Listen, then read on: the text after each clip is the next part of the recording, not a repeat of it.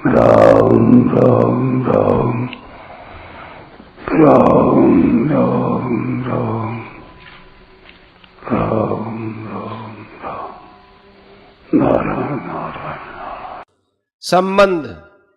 अर्जुन का भय दूर करने के लिए भगवान आगे के श्लोक में उनको देव रूप देखने की आज्ञा देते हैं। माते व्यथा माच विमूढ़ भावो दृष्ट्वा रूपं घोरमिद्रिं ममेदं व्यपेत भीप्रीतमनाः पुनस्त्वं तदेव मे रूपमिदं प्रपश्य।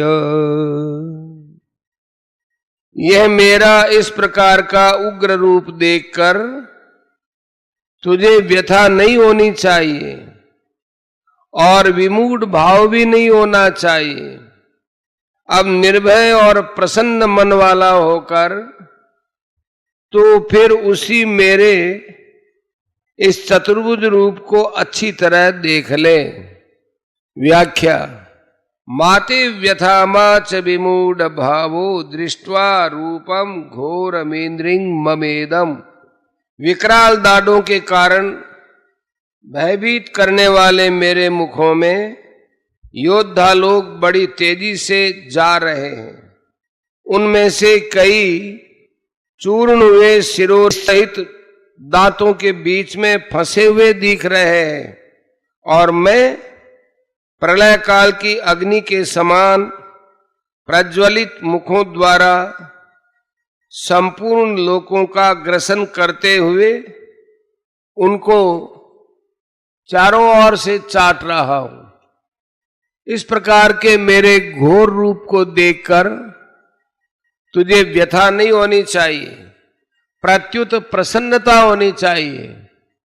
तात्पर्य यह है कि पहले 45वें श्लोक में तू जो मेरी कृपा को देखकर हर्षित हुआ था, तो मेरी कृपा की तरफ दृष्टि होने से तेरा हर्षित होना ठीक ही था, पर यह व्यथित होना ठीक नहीं है।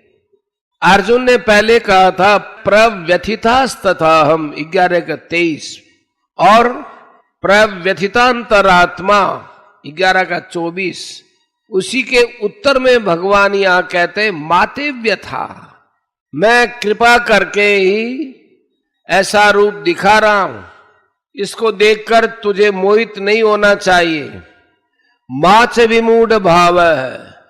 दूसरी बात, मैं तो प्रसन्न ही हूं और अपनी प्रसन्नता से ही तुझे ये रूप दिखा रहा हूं, परंतु तू जो बार बार ये कह रहा है कि प्रसन्न हो जाओ प्रसन्न हो जाओ, ये तेरा विमूढ़ भाव है, तू उसे छोड़ दे। तीसरी बात, तूने कहा था कि मेरा मोह चला गया 11वें के पहले श्लोक में, पर वास्तव में तेरा मोह अभी गया ही नहीं है। तुझे इस मोह को छोड़ देना चाहिए और निर्भय तथा प्रसन्न मन वाला होकर मेरा वह देव रूप देखना चाहिए। तेरा और मेरा जो संवाद है यह तो प्रसन्नता से, आनंद रूप से, लीला रूप से होना चाहिए। इसमें भय और मोह बिल्कुल नहीं होने चाहिए। मैं तेरे कहे अनुसार घोड़े आंकता हूं, बातें करता हूं, विश्व रूप दिखाता हूं आदि सब कुछ करने पर भी तूने मुझ में कोई विकृति देखी है क्या? मुझ में कुछ अंतर आया क्या?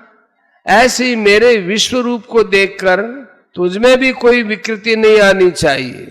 हे अर्जुन, तुझे जो भय लग रहा है वो शरीर में अहंता ममता होने से ही लग रहा है।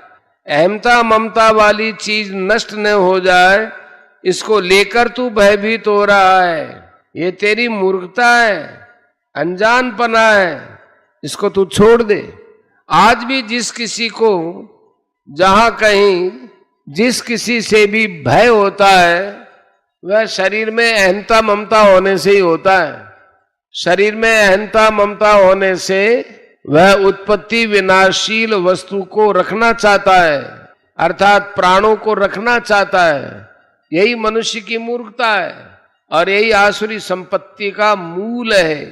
परंतु जो भगवान की तरफ चलने वाले हैं उनका प्राणों में मोह नहीं रहता, प्रत्युत उनका सर्वत्र भगवत भाव रहता है और एकमात्र भगवान में प्रेम रहता है। इसलिए वे निर्भय हो जाते हैं। उनका भगवान की तरफ चलना देवी संपत्ति का मूल है। नृसिंह भगवान के भयंकर रूप को देखकर देवता आदि सभी डर गए, पर प्रहलाद जी नहीं डरे, क्योंकि प्रहलाद जी की सर्वत्र भगवत बुद्धि थी। इसलिए वे नृसिंह भगवान के पास जाकर उनके चरणों में गिर गए और भगवान ने उनको बड़े प्रेम से उठाकर गोद में ले लिया और उनको जीभ से चाटने लग गए। व्यपेत भी प्रीत मना पुनस्त्वम तदेव मे रूपमिदं प्रपश्य। अर्जुन ने 45वें श्लोक में कहा था भयेन च प्रव्यथितम मनो में। अतः भगवान ने भयेन के लिए कहा व्यपेत भी, तू भय रहित हो जा।